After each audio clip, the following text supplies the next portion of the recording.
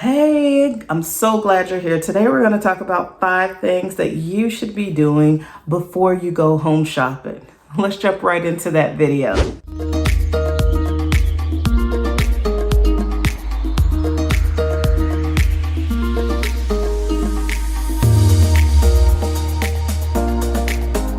Welcome back to my channel. I am Laurina Saunders. On this channel, if this is your first time, I break down real estate so that way you can make informed decisions. So today we're talking about 5 things that you need to be doing before you go home shopping. So the first thing is to set a budget. So most people skip over this step and go right into wanting to get pre-approved and to go home shopping. But this is actually one of the more important steps to actually set you up for success. And so you want to go ahead and open a savings account that's dedicated just for the costs that are going to be associated with you purchasing a home. The next thing is you're going to want to do some research. You want to go out and look in the market and just get a feel for the types of homes that you may be interested in and try to get a ballpark figure of what those homes are being sold for. You know, you can go on Zillow, Realtor.com. All of these places have homes for sale and you can thumb through the pictures, but you just really want to get what are these homes going for. And let's just say if the homes that you are into, just for an example, are going for $200,000. So 2 of the larger costs that are associated with purchasing a home are your down payment and your closing costs. And so a good rule of thumb is to take 3.5% of the sales price to come up with the down payment. You also want to take about 3% of that same sales price to estimate your closing costs.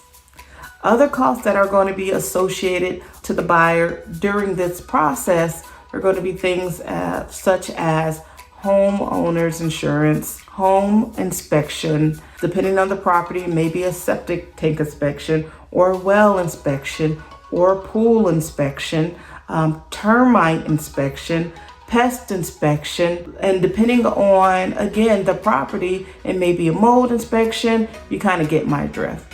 And so again, this is the research phase. So you want to go out to Google, go ahead and phone a friend that maybe has already purchased a home in the area, or call your realtor.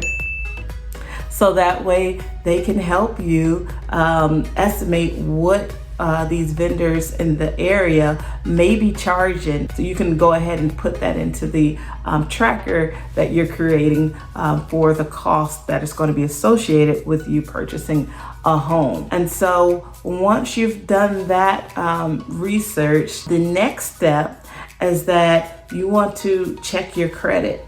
So credit is going to really make or break if you're going to be able to secure a home loan and the rate in which you'll be able to secure that financing at.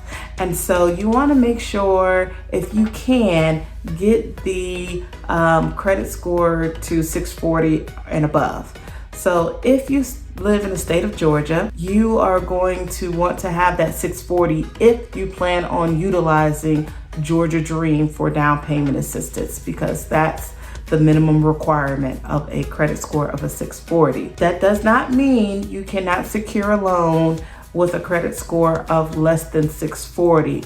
However, the lower your credit score, the higher your interest rates tend to be, and the more down payment that lender may require you to put down in order to secure that home loan. So 640 and above is going to be that sweet spot.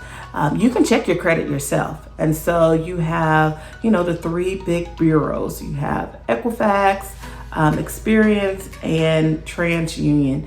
So they allow you to pull your credit one time within a 12 months time frame. So you don't have to pull from all 3 bureaus. You could just pull from one, just so that way you have an idea of where your credit is.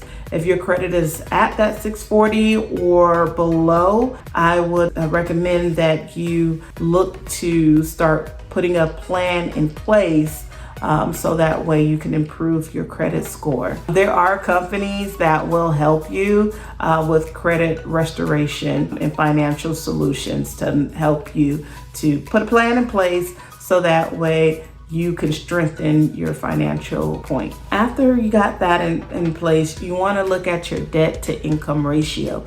So your debt to income ratio is basically a strength meter, right? So the lenders are going to be looking at that to see what is the likelihood of this borrower being able to pay us back. Like, what do they already got going on? And if we add this mortgage onto it, is that going to be the straw that breaks the camel back? You know, because they are lending to you, but they want to get their money back. So they want to make sure that you are in a situation where the probability is high that they will get their money back. And so you're able to check this yourself. So you can go ahead and gather all of your monthly expenses. If you have daycare expenses, if you have tuition expenses, car payment, and electric bill and gas bill and so forth and so on, gather all of that, student loans, gather all of it together. You can create a Excel spreadsheet or Word document, or just get a scratch sheet of paper just to see what your monthly expenses are. And you're going to divide that by your gross monthly income. And that's going to give you your ratio. Where you want to be at is in that 43%. That's a great spot to be in. If you are above that, that's okay. You just don't want to go over 50% because that's kind of like the max where they will consider you for a loan. So if it's over that, you're going to have to work on getting that down. But 43% is a good area to be in. So once you have checked your DTI, then the next step, 4 and 5, would be your income and employment. So typically lenders are looking for 1 to 2 year work history. If you have changed jobs, that's fine, as long as you are able to show an offer letter or some type of documentation saying that, you know, you've recently switched jobs, but this is what you can expect to be making for your annual salary. That's fine. Most lenders will take that into consideration. What is not fine and what can raise some red flags is if you are hopping from job to job to job and you have had multiple jobs, over 3 to 4 jobs within a 12-month time span. So if that's the case, that's going to raise some red flags. And if you were maybe working like a contractor job and it's common for you to switch jobs on a regular or something like that, you want to make sure you have a letter that you've written to explain that, and also submit any supporting documents so that way the lender can take a look at that when they are going through the approval process for you to be able to secure the loan. So you got to show those receipts because they're going to dig and they're going to want to know what's happening here, right? And so if you can get in front of it and go ahead and tell them on the upfront, the path of least resistance is always the plan. Once you're able to show you have the income and the stability is there, you also are wanting to make sure that you have your W-2s for the last 2 years and your tax returns from the last 2 years. You're also going to want to make sure that you have your last 2 or your most current pay stubs, so that way you can submit those as well. I would say go ahead and, as part of the planning process, go ahead and find out from your employer what is the best method. Some employers have an employee portal and everything is there. You can access it really quickly. Some employers, you have to go through a certain department.